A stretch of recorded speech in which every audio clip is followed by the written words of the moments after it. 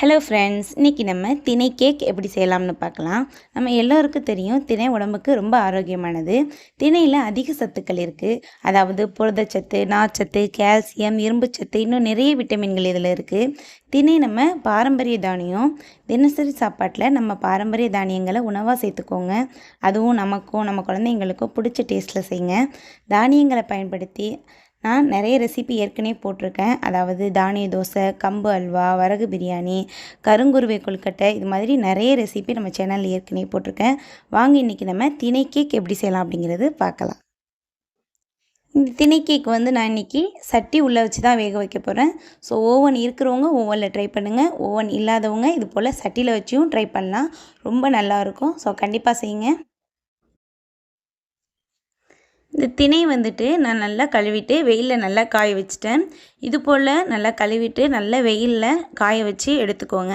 இப்போ வாங்க நம்ம இது செய்ய ஆரம்பிக்கலாம். திணை நான் இன்றைக்கி இந்த கப்பில் ஒரு கப் எடுத்துக்கிறேன். அதாவது 250 கிராம். இந்த கப்போட வெயிட் இல்லாமல் திணை மட்டும் 250 கிராம் எடுத்திருக்கேன்.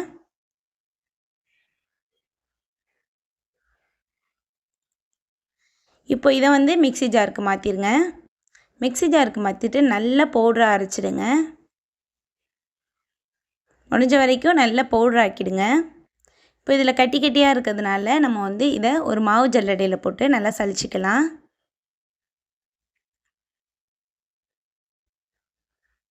இந்த கட்டியெல்லாம் நல்லா உடச்சி விட்டு சலிச்சு எடுத்துருங்க. லாஸ்ட்டாக கொஞ்சம் குருணை வரும்.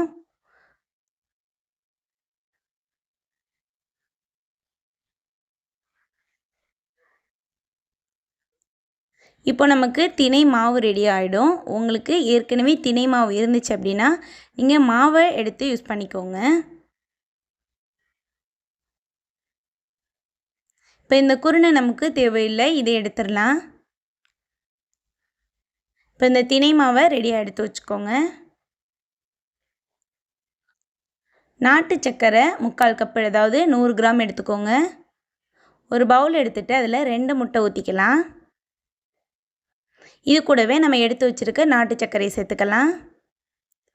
1 டீஸ்பூன் வெண்ணிலா எசன்ஸ் சேர்த்துக்கோங்க. அப்படி இல்லாட்டி ஏலக்காய் கூட சேர்த்துக்கலாம். இதை ஒரு 3 நிமிஷம் பிளெண்ட் பண்ணுங்கள். பிளெண்டர் இருந்துச்சுன்னா பிளெண்ட் பண்ணிக்கோங்க. அப்படி இல்லை அப்படின்னா நீங்கள் ஸ்பூன் வச்சு இல்லாட்டி விஸ்க் வச்சு நல்லா ஒரு 5 நிமிஷம் வரைக்கும் நல்லா கலந்து விடுங்க. அப்படி இல்லை அப்படின்னா மிக்சியில் கூட போட்டு அடிச்சுக்கலாம். இது ஒரு 3 நிமிஷம் நல்லா அடித்தோம் அப்படின்னா இது போல் நுரை வர்ற மாதிரி அடிக்கிறோம்.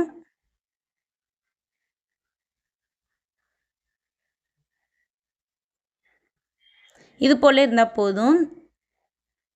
இப்போ இதில் 1/2 கப்பு எண்ணெய் சேர்த்துக்கோங்க. சன்ஃப்ளவர் எண்ணெய் தான் நம்ம சேர்க்கணும்.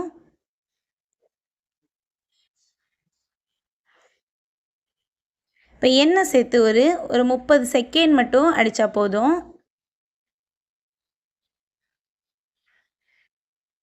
இப்போ எண்ணெய் நல்லா கலந்துடுச்சு.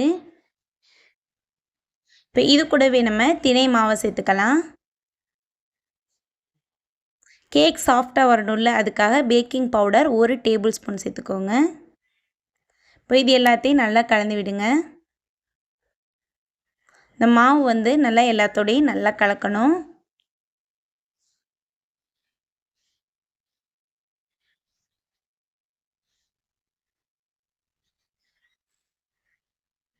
நல்லா ஃபுல்லாக கலந்து விடுங்க.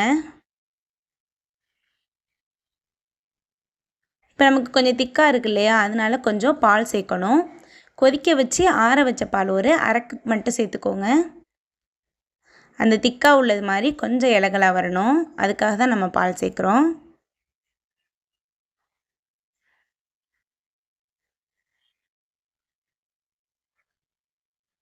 இது நல்லா கட்டி இல்லாத மாதிரி கலந்து விட்டுருங்க. இப்போ இது கூடவே கொக்கோ பவுடர் 3 டேபிள் ஸ்பூன் சேர்த்துக்கோங்க.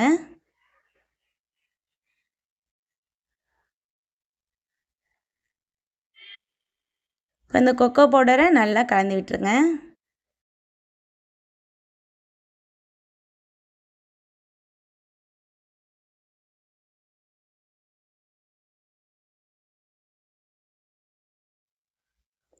இப்போ ஒரு தட்டில் நான் பட்டர் ஷீட் போட்டுட்டு நெய் தடவி வச்சுட்டேன்.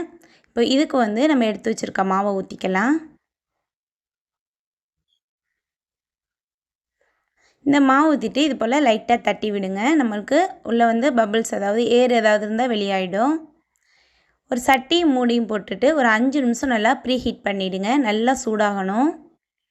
சட்டி மூடி நல்லா சூடானதுக்கப்புறம் உள்ளக்க ஒரு ஸ்டாண்ட் வச்சுருங்க. ஸ்டாண்ட் வச்சுட்டு இப்போ நம்ம எடுத்து வச்சுருக்க அந்த மாவு ஊற்றி வச்சுருக்கோம்ல தட்டு, அதை தூக்கி உள்ளே மெதுவாக கவனமாக வைங்க. சட்டி நல்லா சூடாக இருக்கும். இப்போ இதை மூடி போட்டுருங்க. நமக்கு வந்து இப்போ ஸ்டவ் வந்து மீடியம் ஃப்ளேமில் தான் இருக்கணும். மீடியம் ஃப்ளேமில் வச்சு ஒரு அரை மணி நேரம் வேக விடுங்க. ஒரு 25வது நிமிஷத்தில் ஒரு தடவை ஓப்பன் பண்ணிவிட்டு கத்தியை வச்சு செக் பண்ணிக்கோங்க. ஆனால் எனக்கு வந்து வேகிறதுக்கு கரெக்டாக 30 நிமிஷம் ஆச்சு. 30 நிமிஷத்தில் நான் வந்து செக் பண்ணிக்கிறேன். சுத்தமாக மாவுல அழகாக வெந்து வந்துடுச்சு. இப்போ வந்து கரெக்டாக அந்த சூடு கையில் படாத மாதிரி மெதுவாக வெளியில் எடுத்துருங்க தட்டையை மட்டும்.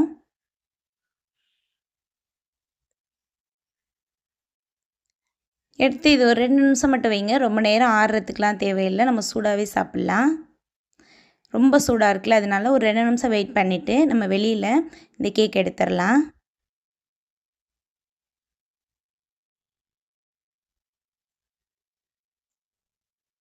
இப்போ நம்ம இதில் உள்ள பட்டர் ஷீட்டை ரிமூவ் பண்ணிக்கலாம்.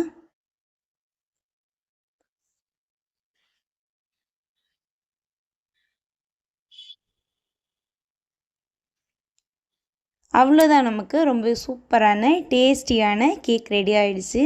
இது வந்து அவ்வளோ சூப்பராக இருக்கும். நீங்கள் விருப்பப்பட்டீங்கன்னா இதை வந்து 2 லேயராக கட் பண்ணிவிட்டு அதுக்கப்புறம் க்ரீம் வச்சு கூட சாப்பிட்லாம். ரொம்ப நல்லாயிருக்கும். ஆனால் நான் வந்து இன்றைக்கி க்ரீம் வைக்க போகிறது கிடையாது. இதுவே நல்லாயிருக்கும். ஸோ கண்டிப்பாக நீங்களும் ட்ரை பண்ணுங்கள். இந்த வீடியோ உங்களுக்கு பிடிச்சிருந்துச்சி அப்படின்னா மறக்காமல் நம்மளோட இந்த வீடியோவுக்கு லைக் பண்ணிடுங்க. லைக் பண்ணதுக்கப்புறம் கமெண்ட் செக்ஷனில் ஹைப்னு ஒரு ஆப்ஷன் இருக்கும், அதையும் கிளிக் பண்ணிக்கோங்க. இப்போ வாங்க நம்ம இதை கட் பண்ணி பார்க்கலாம்.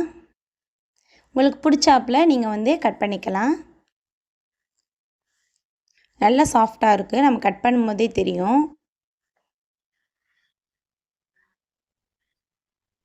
அவ்வளோ சூப்பராக வந்திருக்கு. அவ்வளோதான், நீங்களும் ரெடி பண்ணி நீங்களும் சாப்பிடுங்க, என்ஜாய் பண்ணுங்கள். அடுத்த வீடியோவில் வேறு ஒரு சூப்பரான ரெசிபியோடு உங்களை நான் மீட் பண்ணுறேன். தேங்க்யூ, பாய்.